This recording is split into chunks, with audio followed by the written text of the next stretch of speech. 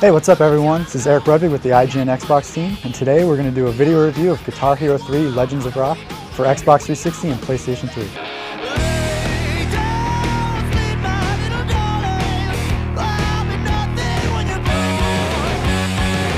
Since Red Octane was bought by Activision, the development duties for Guitar Hero 3 were handed off to Neversoft. This is their first attempt at a Guitar Hero game.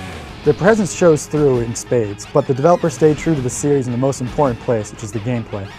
And there, this delivers just as every other Guitar Hero game has before it. For any music rhythm game, the track list is probably the most important part of the game, and with Guitar Hero 3, Neversoft nailed it. For the first time in a music rhythm game, we've got Metallica master track with One, The Who are on here, Neversoft got The Living Colour to come in and re-record Cult of Personality. The Sex Pistols came in to re-record Anarchy in the UK, marking the first time back in the studio in almost 30 years. There's also a lot more master tracks this time around. In Guitar Hero 2, we had Rolling Stones and we had Guns N' Roses, but they were not master tracks. This time around, master tracks are in, and really, Guns N' Roses with Axl singing is way better than Guns N' Roses without Axl. The track choice also shows off something you can only get in a Guitar Hero game. Songs like Cliffs of Dover by Eric Johnson. It's straight guitar solo through the entire thing, and you'll never find that in something else like Rock Band coming out later this year. Although the track list is awesome, there's still no Led Zeppelin and there's still no AC/DC, so there is room for improvement. But as usual, the promise of downloadable tracks is there.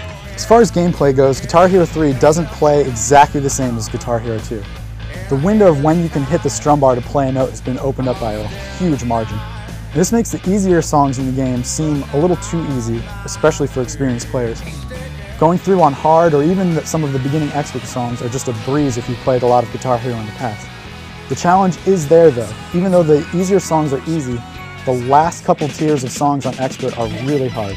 Only experts are going to pass them without a lot of practice. The later songs in Guitar Hero 3 also rely heavily on 3-note chords, which will really tie your fingers up, much more so than in Guitar Hero 2. Which is a nice way to change the difficulty because most people haven't practiced these switches between the two 3-note chords. The note layouts in Guitar Hero 3 also give many more opportunities for hammer-ons and pull-offs than you saw in the past. It doesn't necessarily change the difficulty of the game, but it makes for some fun runs where you just strum once and then just keep fingering the notes down. Probably the biggest letdown with Guitar Hero 3 is the presentation. Although the game is called Legends of Rock, there are only 2 legends in the game and one has been. Slash and Tom Morello are in, and then there's Bret Michaels, which will sing on a couple tracks that he has penned.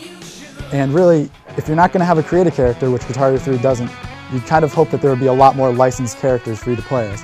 A lot of the same made-up characters are back from Guitar Hero 1 and 2, and a few new ones have been added. But really, when it comes down to it, Slash is in the game, and you're just going to want to play as Slash the entire way through. Also, everything that surrounds the game kind of feels a bit dated now. The character animations on stage really don't feel like they're rocking out. The people in the crowd don't add anything, and the drummer looks downright terrible. Without a creative guitarist, you really don't feel like you are the rock and roll god that you hope you'd be. The career mode just follows down a list as you beat songs, you unlock a few new ones. It really doesn't feel like a career, even though there are a few vignettes in between to add a little bit of story to the game. And these little vignettes kind of bring up a little bit of a sticking point with the game. One of them actually goes out and says that selling out is not cool, and yet Guitar Hero 3 has sold out in ways that you would not even imagine a Guitar Hero game could. There's actually an Axe body spray themed guitar that you can purchase in the game. There's a Pontiac themed stage.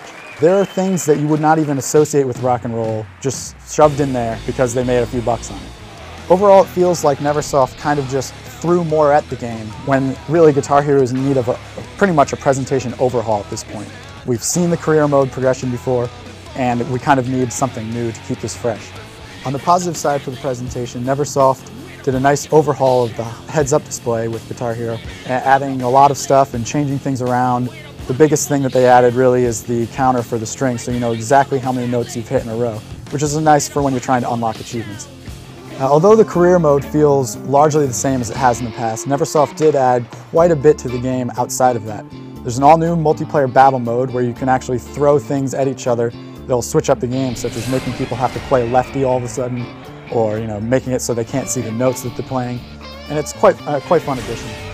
Battle mode's also been included to a small extent in the career, where you'll actually have to battle against Tom Morello and Lou the Devil and Slash to unlock those characters and beat them in original songs that you can only find in Guitar Hero 3. The unfortunate part about that is you can't play those songs outside of the career when you're battling them.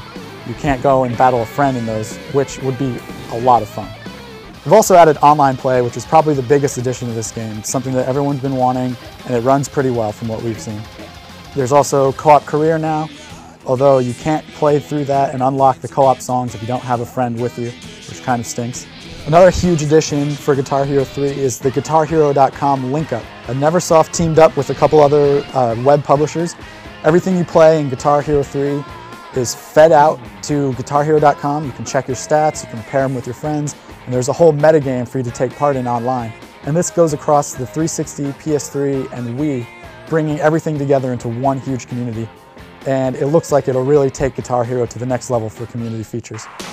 One of the best reasons to pick up Guitar Hero 3 is for the new Les Paul wireless guitar.